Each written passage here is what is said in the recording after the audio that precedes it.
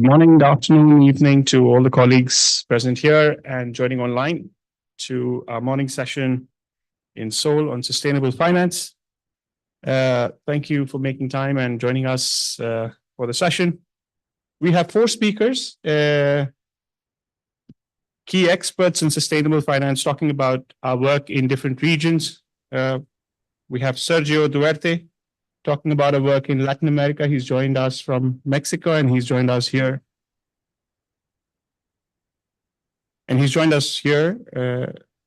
Present in person. We're joined by Ashok Tanikonda from the India country team, GGGI, who would be talking about a transaction that we've had with REC, Renewable Energy Financing Non-Banking Financial Institution. We will be joined by Mr. Bobir Sultanmordov, who would be talking about our transactions in Uzbekistan and the support that they've received from GGGI and how they want to take this into their core investments for climate smart agriculture. And we'll be joined by Terry Kim, who'll be talking about the Sustainable Finance Asia portfolio and the plans for next year. So without further ado, I'll have my first speaker here, Sergio Duarte. He has a presentation and he'll be covering the Latin American transactions. Over to you, Sergio. Thank you very much. Well, thank you very much all. Here, I'm Sergio Duarte. I'm part of the Sustainable Finance team in Mexico. And yes, I'm here today to talk about the Mexico case on thematic bonds. So first, I want to say something that it's nothing new about what we have heard before. I think Frank here mentioned before and in other sessions, we are in a thriving thematic market. So we have the evidence that thematic bonds are growing, not only worldwide, but also in Mexico. So in 2023, we have 60 thematic instruments, and we can see in the graph that we have this tangible growth, no? And I want to speak about some of the work that we have done in Mexico. This with the fantastic lead from Ferro, Mariana, Valeria, and Omar. I think this works reflects what their efforts. So we have worked in a few bond markets bond framework. Sorry, started with NAFIN, but also working with the subnational government of Baja California, also working with FIRA and the North America Development Bank. And what we have done is within these frameworks, we have included several sustainability characteristics or lines of financing for them to have the opportunity to finance a diverse set of projects, no? And what we have done here is that we have mobilized some resources.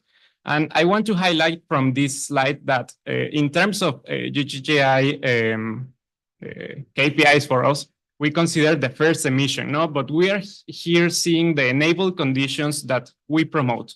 So we prepared the bond framework, for example, for NAFIN, where we mobilized around 500 million USD, no? But this framework, it's useful now for NAFIN, for this development bank, and they have managed to keep issuing bonds up to 2.5 billion, which is amazing, no?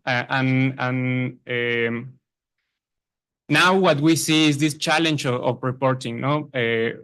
We heard yesterday about how the bonds are a useful tool to mobilize finance, no? But that's not enough. The goal, in my opinion, it's not issuing the bond. It's completing the process of the bond, including the reporting. So with the reporting, we can know essentially the outputs and outcomes of the project, no? And I have some of the results from a few reports where we can see that with those 500 million USD mobilized, we managed to reduce 103,000 tons of CO2 or support around 1.5 1,000 small and medium enterprises. So this is part of the issuing process. No, we need to report those outcomes. No, and now we are experiencing a maturing market. So new policies and new requirements are appearing and are nurturing the market. So, for example, we have now the sustainability taxonomy of Mexico that bonds needs to use to align to substantial contributions. No, this taxonomy is now being implemented by regulations from financial regulators, and here we also have opportunities to increase the capacities of the stakeholders from the markets. For example, specifically from the Sustainable Taxonomy of Mexico, we created this tool that guides investors and issuers in understanding the taxonomy of Mexico in a dynamic way. So we conducted 10 capacity building sessions with the entire financial sector with help from the guilds.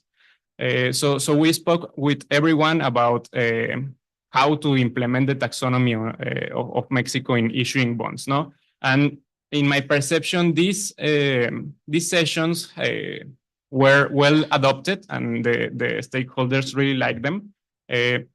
And it's because they want to understand these new policies, these opportunities, how to implement them, and how to institutionalize them. No, and I think this is an other goal of the office of GGGI Mexico office. We want to nurture the market, to set the baseline with good practices from the beginning, and this is why we keep promoting the adoption of ICMA's principles like an other adoption. Because we understand that this framework suggested by ICMAS really highlights the transparency of the instruments, no, and they incentivize this reporting, which is very important, no. We also encourage issuers to adopt the sustainability taxonomy of Mexico. And also, this is very important that SPOs are also there in the line of learning, no? And we are in the forefront of working with the SPOs in creating these capacities. They as reviewers of these bond frameworks to revise or review these good practices, no? Again, nurturing the market, having best practices from the beginning. And I have said it before that reporting is really, really important for us. In my opinion, the issuances is not enough. We can have a bank issuing a green bond of 500 million USDs, and we could think that, oh, that's amazing, no, and the proceeds will be used according to the framework. But I mean, the market can have a broad type of interactions. So that's why I think reporting is essential. Reporting has or needs a validation, and reporting is where we can tell the story, where we can actually measure those impacts from those resources that are being mobilized. So what we have in the pipeline for the Mexico office. So we keep working with institutions. We want to be that good haze that it's being like shared with the market. So we keep engaging with development banks. We are now actively collaborating with 3 development banks with potential emissions of around 500 million USDs. We also are collaborating with subnational governments. This is very important because now we are creating the capacities and we are setting good practices from subnational governments, which this is always a challenge. We are also working on a sustainability linked loan for Mexico for 300 million USDs. And we are collaborating with the with both stock exchanges, no? So again, what we are promoting is that we see this thriving market, and from the start of the project, we want to ensure that the issuers adopt good practices, that the only thing that they know when they go out to the market is good practices, and to keep promoting this to the market, not to just share this message between issuers about what we can do and what will promote a healthy market. So looking ahead, we also identify some opportunities about the bond market. We want to keep working in engaging new issuers about focusing their investments and issuances on sustainability investments to sustainable assets, always following these practices. And just personally and speaking with my manager, we have seen this potential opportunity of working with risk-related instruments, not like catastrophe bonds, resilience bonds, but also do not lose the opportunity to keep promoting investments on gender, for example, or identifying very well the potential impacts of other type of instruments. No. I think this is the key points that I wanted to share. I'm going to repeat it again, but it's very important for us that we are experiencing a thriving market. For me, it's like a growing child. If we keep nurturing this growing child with good practices, I think we are going to have an excellent person in the future. No, so the market, we are there, and we are in a key opportunity to keep promoting these best practices. Thank you, Sergio. I'm sure there'll be questions around the sustainability characteristics that we're building into the frameworks and how we make sure that each of the issuances that are out there adhere to those views of proceeds, and also how these are monitored and being reported back to the stock exchanges, which they are interested in. Also, there could be more questions around, how and what is GGGI's role in supporting the Mexico's taxonomy that you mentioned in your presentation. Thank you. So we'll keep these questions for the end, Sergio. Moving on to the second presenter who's here present with us, Terry Kim. He is the expert on sustainable finance, and he's been engaging on a number of transactions that are ongoing, completed in Asia. So Terry, thank you for joining us. And the question to you really is, if you can tell us about GGGI's work on sustainable finance, particularly in Asia, the countries that we are engaging in, and particularly the importance of capacity building in the hard to enter and markets, particularly from a debt capital market perspective. Over to you. Thank you, Kushan. Good morning to everyone. Before I can talk about our own experiences in Cambodia and Laos PDR, I just want to introduce GGGI's role in terms of greening the debt capital market. So what we do actually in sustainable finance front is mainly to assist those potential issuers, be it a sovereign or private sector, in those kind of bond issuances in futures, especially when it comes to thematic bonds, particularly on GSS bonds, for example, green, social, sustainability, not to mention sustainability linked bonds.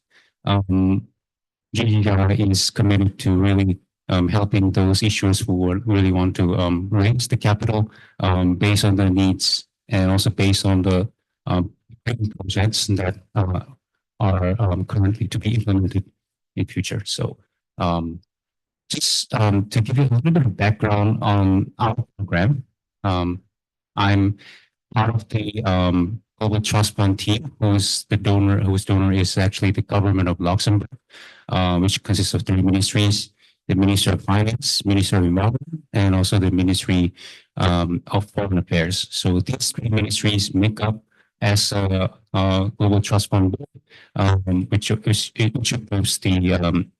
all the projects in Asia, particularly the one that I'm going to talk about, the one in Cambodia. It's called CSBA in short, Cambodia Sustainable Bond Accelerator Program. Now we are in phase 2. We have already selected 3 issuers. private sector, obviously, and these include various financial institutions and also one of the renewable energy company. It's actually a project company. In fact, if this is successful, we're going to have the very first green project bond.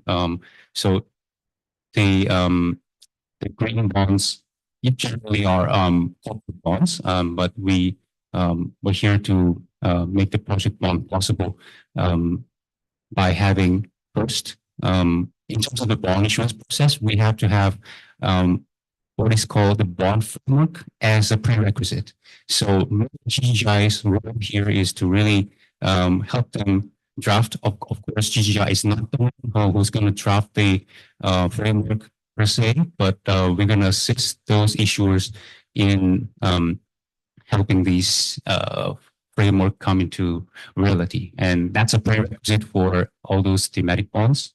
And after that, we also help in obtaining the what is called a second party opinion, which is a third party independent verification for that bond framework. In order for that to be aligned with the what's called ICMA principle, International Capital Market Association bond principles, be it a green bond or social bonds or sustainability linked bond.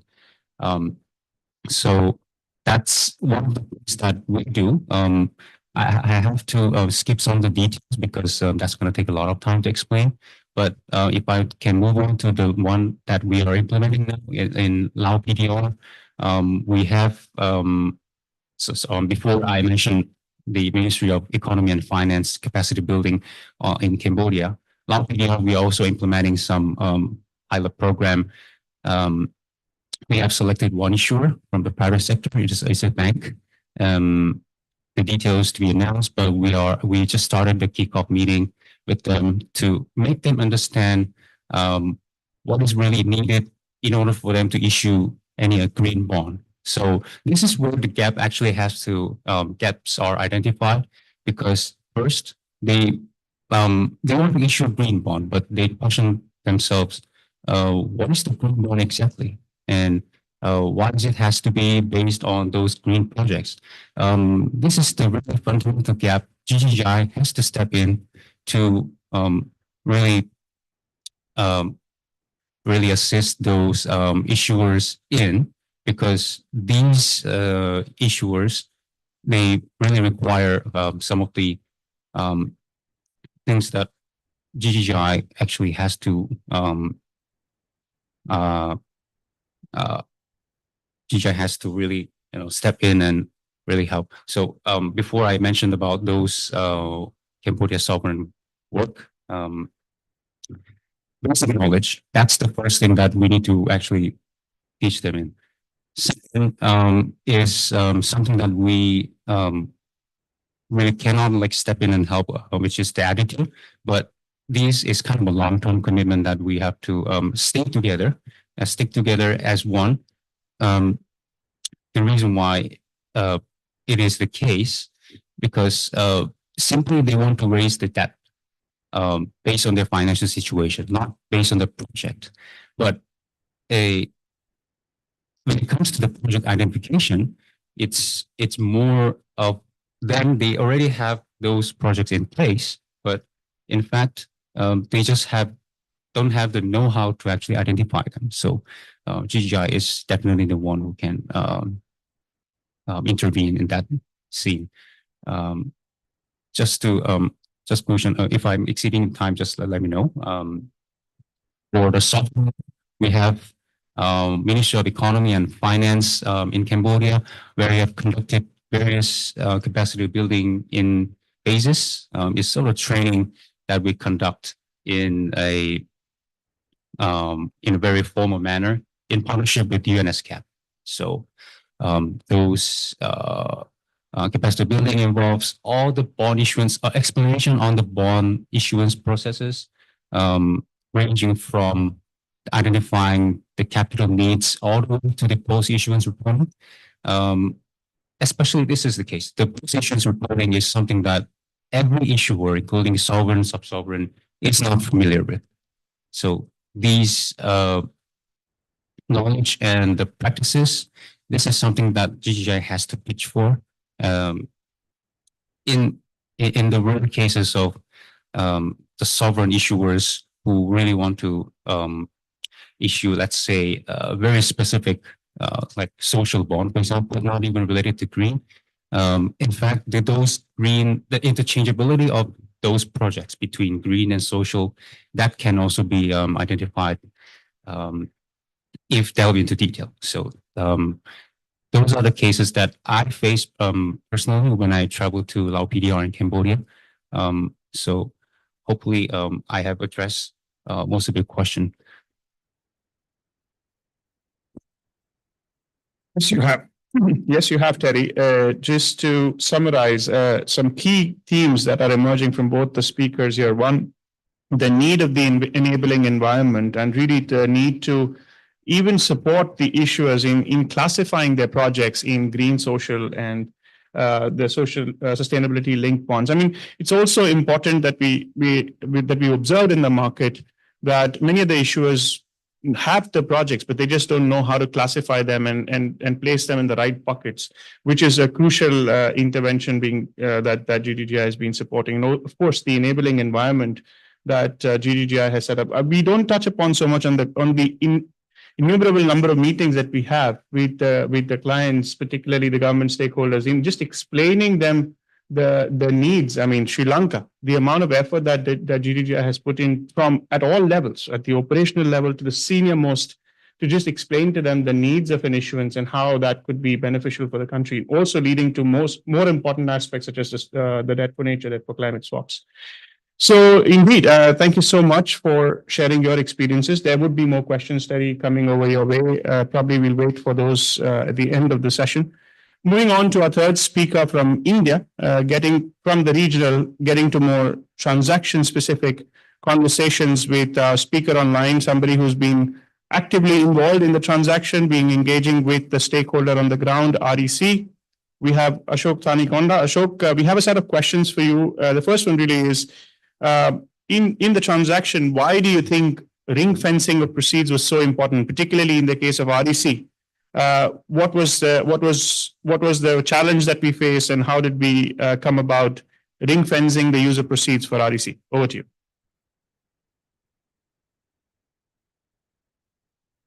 Ashok. Yeah. Hi. Thank you, Gulshan. Pleasure to be talking to all of you this morning.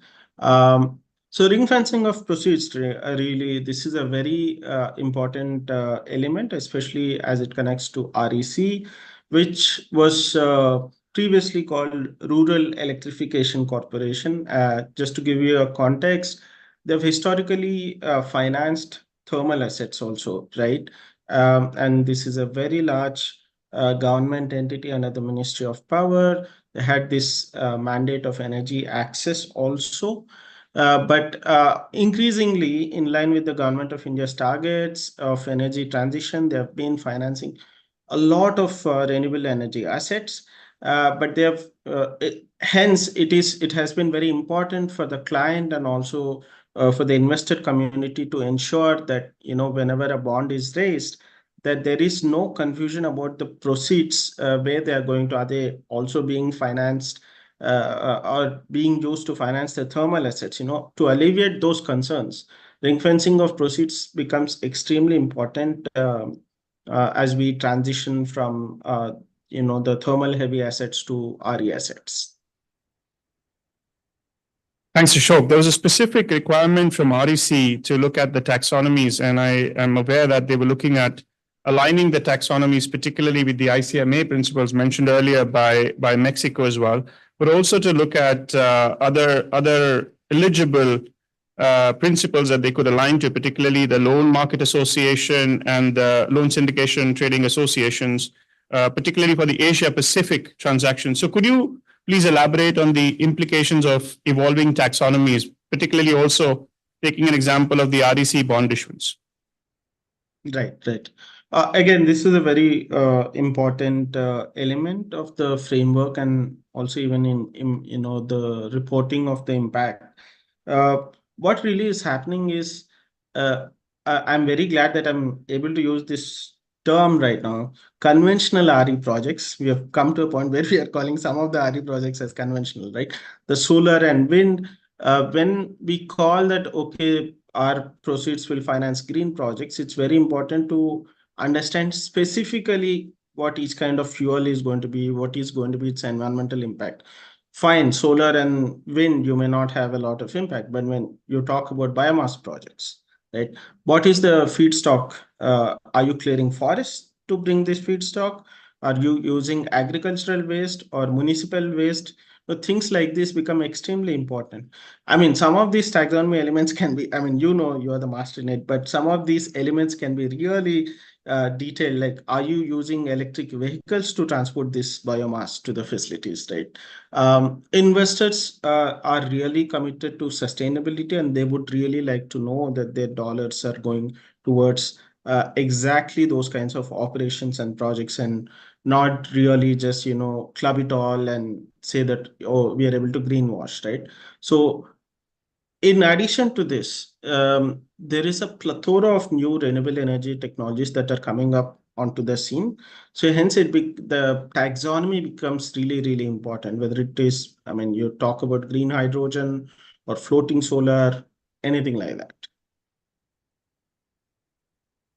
Thanks, Ashok. Moving on to one more question for you before I get back to the speakers here is the transparency on impact reporting. There's at least the board of REC has mentioned to us previously on the allocation and impact reporting. Could you please elaborate on the plans for how do we work with that with REC to ensure these elements of transparency are one mentioned in the framework, and then during the allocation impact reporting, what's the plan?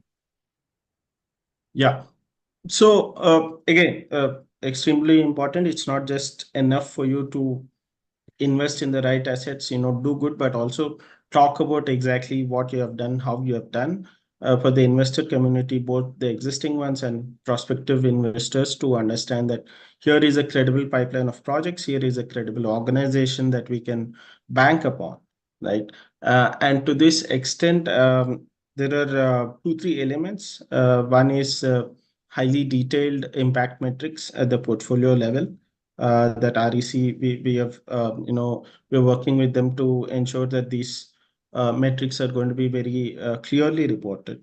And also third-party verification becomes that much more important, right? So these are the 2 elements. I think, I mean, we've seen colleagues from other geographies also repeat that. I think wherever we go in the world, this really is the cornerstone of, you know, sustainable financing, green bonds, whatever instruments you're talking about. We have to be able to independently verify the impact and as granular a detail as possible. So that is something we have been working with REC on. Thanks, Ashok. I'm going to go back to Sergio. Sergio, you mentioned some very interesting sustainability characteristics, and particularly for the user proceeds. Looking at catastrophe bonds, or looking at you know, deeper into the biodiversity angle, or even the gender-based issuances. Can you elaborate a little more on what is the first? So when we propose this to our stakeholders on the ground, how do you go about the process of involving this in the framework, and then ensuring that some of the proceeds are linked to that? Yes, that's a very nice question, because right now we want to enter this field of the market about extreme weather events. I think it's not easy because it's not something that it's live right now. So I think there's methodologies to elaborate on that field. I think we set as a baseline the characteristics of adaptation that we have in the Mexican taxonomy, but also in the European taxonomy and or climate bonds initiative. I think that's a very good starting point. But I think we can share a message about the importance of this type of instruments in vulnerable cities, or Mexico as being a vulnerable country, having 2 oceans on each of the sides. So I think it's very important to start working on these instruments. I think one of our colleagues in Latin America share also just a report about the implications to investors about the hurricanes that we are seeing in the Pacific. In the Gulf of Mexico. What are those impacts? No, is this something that investors are going to like, or is it something that indeed it's going to have some positive impacts? No. Also, I just want to share one really exotic example that I have about a catastrophe-linked bond. This was a bond issued in 2017 by the IBRD, which was linked to coronavirus, hedging against a coronavirus. So 2 or 3 years later, a pandemic starts. That mechanism activates, and you have the IBRD there. I cannot remember the implications, but you have a clear example of a benefit there, financially speaking. No, perhaps not paying the coupon or even not paying the principal. No, which will be really helpful for the issuer, but yes, I don't know if the investor is going to be happy with that. No. So I think those are the questions that we need to answer before we start covering this topic. Again, we can start as a starting point with the taxonomy. With the taxonomies we have already on resilience, adaptation, and see what could be the parametric cost or the other variables that we need to know to start working with these instruments. I have a follow-up, actually, not directly linked, but you mentioned that, of course, GDGI has been working in Latin America and in Mexico from the not so mature market to now quite a mature market. So how do you see a little bit on the technical side, the coupon rates adjusting to the maturity of the market? And also, if there's an example in your portfolio where you think that I have one from ours in Asia, which I'd shared in a bit, but to talk about the user proceeds and the criticality of that, and hence the adjustment of the coupon rate. Yes.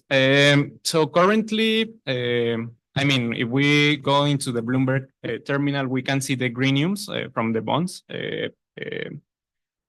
Speaking about specific interest rates enhancements or benefits in the coupon, perhaps what I can say is how appealing these instruments are for the market, no? And specifically with what we have heard from the investors, which are looking for instruments aligned to the sustainable taxonomy of Mexico. So this is a new policy. It's being mentioned in the regulation, and in my perception, there's a good appetite about these instruments, no? And these instruments are very scarce in the market. There's only one right now. So investors, they really want to invest in this type of instruments. Thus, I think there's a good opportunity for negotiation of interest rates and or coupons for financial instruments aligned to the taxonomy. Interesting. I can just kind of add on to the point. In our experience, particularly in the Uzbekistan engagements that GDGI has had, 2 issuances 4 months apart, very different kind of investor sentiments taking, and very different kind of questions aligned to one very single user proceeds link, which is climate smart agriculture, and looking at water saving technologies. One much broader. SQB colleagues will join us in a bit, hopefully, but very different. And I can tell you the difference was more than 50 basis points on the 2 issuances. That's quite a lot if you look at it in a larger scheme of things. The importance of the key problem, and I can tell you one was issued in a very matured market where the other larger economies were issuing at the same time as this Central Asian bank in the market. So thank you for sharing your experiences. We look for more questions online maybe later on. Terry, moving on to you. So I would want to look at EU taxonomy, still not formally out there, and there's been a lot of back and forth, even with the issuers, a lot of questions around EU taxonomy. But my question to you really is the importance of thresholds that EU taxonomy sets out and how we are bringing those into the work that we are doing. I'm particularly supporting the thresholds part of it into working with our stakeholders. So this EU taxonomy, this is very rigorous taxonomy we have ever observed in the market, based on the fact that a lot of national taxonomies being drafted, especially like in developing countries, Sri Lanka, Cambodia, unfortunately they're not up to these kind of EU taxonomy standard. The reason why is if you happen to look at those documents, related documents, you realize that there are a lot of categories within that EU taxonomy to adhere to in order for the issuer, be it a sovereign or private sector, to adhere to those categories in detail. It's not something that someone can adhere to in a very superficial manner. It's more of those issuers that having a full commitment that this framework, this bond framework, is in alignment with the taxonomy. And it's hard to prove that, because once just the second party opinion comes in, the investor comes in, the details of the taxonomy, it's really hard for one to actually take a look and get into the details of it. So that's kind of sort of limitations that we have in setting up the right context for the issuers to have issued the bonds. If you could just elaborate more on the how the taxonomy is. Sure. Go ahead. You want to? Yes. So this is the most troublesome part for especially the sovereign government counterparts, because they have the taxonomy in place. What they hesitate to do is linking that taxonomy to the bond framework. It's not because they're unwilling.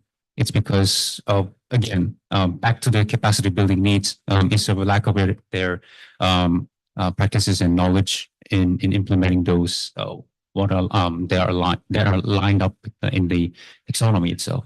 So I think it's important for everyone who's in this sustainable finance front to integrate those kind of taxonomies into one. So the EU taxonomy being the highest, I recognize that every nation, every country has come up with their own taxonomy. However, at this point, while it's important to integrate everything into a regional and maybe a global one, it's also a good starting point to potentially come up with their own, and we encourage their efforts to really see that they are really committed to these green efforts. Jerry, we'll circle back to you with more questions online probably later. We're joined by the SQB Bank Director Green Finance, Mr. Bobir Sultan Muradov. Thank you for joining us. So I think first looking at the country experience, and particularly looking at the issuance that GG has worked with SQB, where we started, I think the first meeting when we had, there was very little that you were looking at raising funds from the debt capital market to where we have reached now in terms of having defined user proceeds aligned directly to the ICMA principles and how we've been engaging. It'd be nice to hear of your experience with the engagement with GDGI and what are the future plans with the issuance, particularly with the Climate Smart Agriculture Finance Facility. Over to you, Director. Conference participants, as we told yesterday, we are planning work on this site, on this field with GGI, so that first of all we should do all things in Karakalpakstan region with gather amount for this for our products, finish our products, and so how can I say? This product is very good and very important for us, not only for a bank, for Uzbekistan also as well.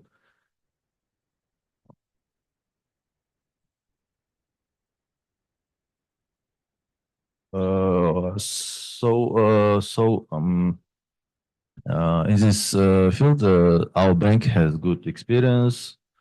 Still work with other financial institutions. We have specialists, ecologists, technical specialists. Also our platform, which help us to check green projects, green or not green, and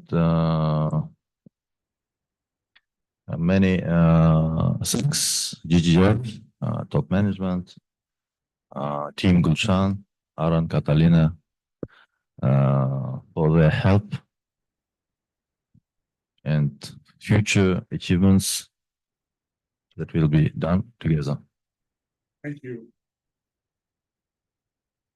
Director, can you probably touch upon the points on your commitment for climate smart agriculture? As you know, the project that GGGI has worked with you is funded under Quaker, our donors for the project. And Chairman SQB has publicly made an announcement that the use of proceeds from the issuance would be directly linked to climate smart agriculture, and that roughly $30 million would be provided as the seed money.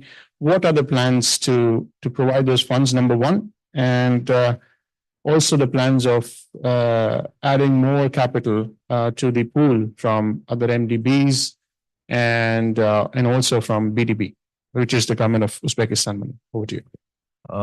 Thank you for the question. In this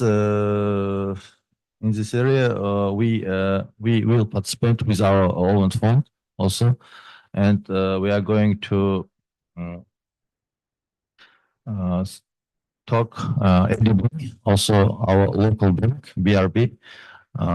They are also ready to help us with the capital.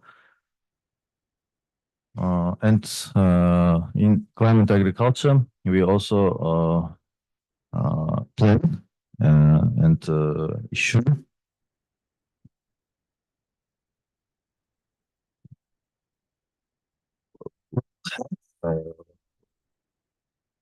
GGI.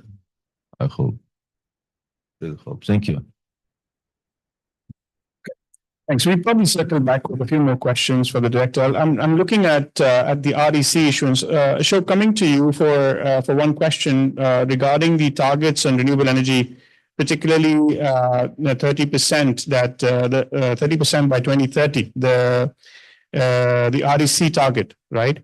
Given that REC has now raised this issuance, how did GGGI support differ from new financial commitments that REC has? Yeah. We've discussed this earlier also, right? There is a plethora of new renewable energy technologies that are coming up, and in line with those, the taxonomy itself is changing every few years.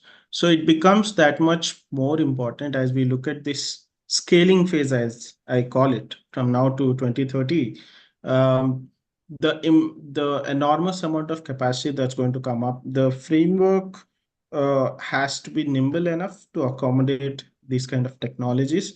At the same time, allow for highly detailed and impactful reporting once the proceeds are allotted to the projects, and also we are reporting on the impact. I think these are the two critical things. This is where we're working with REC, and in fact, not just REC.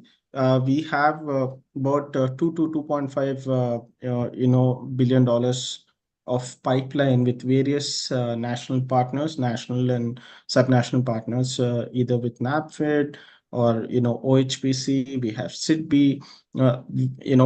some of these are national investment vehicles, some of these are industrial banks, some of these are state-owned power corporations, right?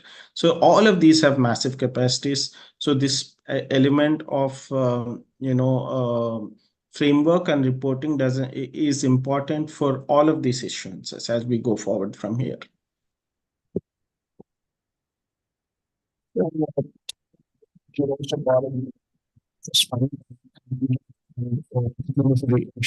think it's important to touch upon the program a little bit, and particularly for our colleagues joining online. I think it's very important for them to know how they can tap into this program, which is extremely useful to the countries that we work with. But I think for the benefit of everybody joining online, probably listening later, some of the people not awake in some of the time zones, I think it'll be very important to thresh out the lock frame, if you like, on what can be done with the funds and how can they get access to this fund. Sure. In fact, during the last year's GGG week, probably I'm going to just repeat the same thing as before, but now I just want to reiterate that our criteria has strengthened. So it's the application that we are receiving is more competitive. So what I spoke last year, as a side panel, I think is the Global Trust Fund Program receives all the applications from be it a sovereign entity or private sector, even a sub-sovereign, when they want to issue any of the thematic bond, excluding the social bond. So we are limiting ourselves to green sustainability and sustainability linked bond, particularly that are linked to those green projects in particular. We are always welcome to receive these applications. So I just mentioned few of the eligibility criteria that you might be interested in hearing.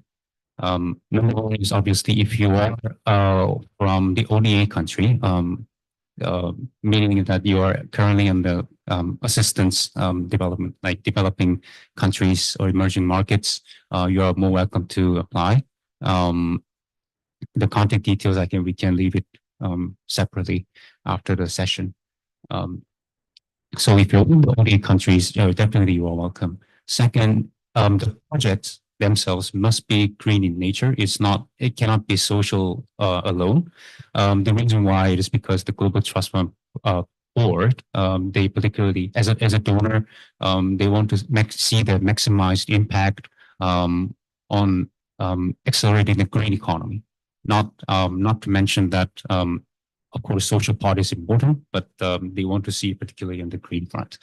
The last one I want to mention is that it's related to sort of financial element.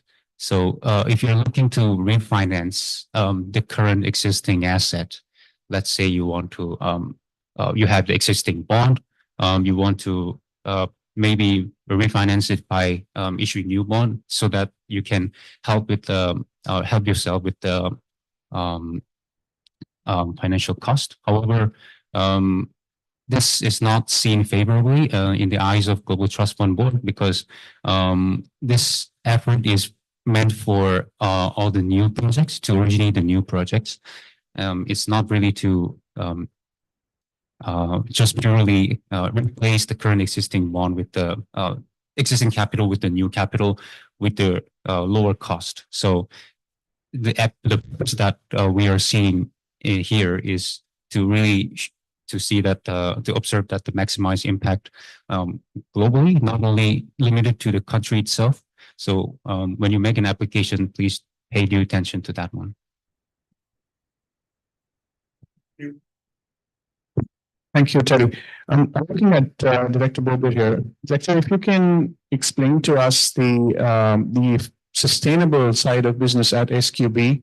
I know you are heading the green finance aspect. So when was the team formed? What is the strategy and how do you want to take this forward? I have another follow-up question, probably I'll just place it now, is the interest in green buildings, particularly in the Central Asia. GGGI has done a very interesting program in Mongolia, which we would like to replicate in the Central Asia region, particularly on refurbishing the old precast buildings. So I'd like to hear a little bit more about, because I remember we had a lot of conversation around green buildings as a user proceed, and that we finally got it in, in the green bond issuance as well. So two questions, one on your role and how this green finance team works at SQB, and then on the green building aspect, Director. Thank you for the question. Asking for your first question. Yes, we plan issue our bonds for also green projects and sustainable financing. We have our own ESG and sustainable finance policy, also strategy. We have report. And in this field, we have green products, but we are going also develop sustainable products for part in part of E and S. So more products in the part of E and S, C, S, and about our buildings, we are trying to be good, not only with our products and financing part, but with our buildings also as well. And a couple of months ago, we talked with other financial institutions in the field of attracting amount for new products for retail business individuals, because nowadays in Uzbekistan there is a big interest in green buildings, smart houses, public buildings, so that energy efficiency is and main goal. Our strategy of Uzbekistan, also in our strategy of our bank. That's all. Thank you so much, Director. Just looking at the clock, we just got 4 minutes. I would open the floor for questions around here in the hall or people online. If you have any questions, clarification points that you may seek, just probably we could do 2 to 3 questions in the 4 minutes we have. Looking for hands here in the room before we go online.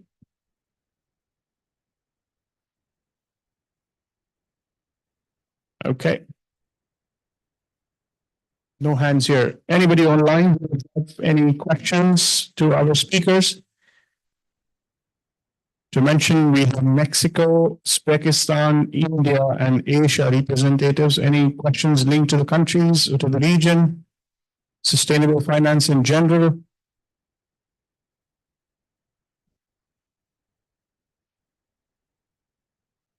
One more chance. No.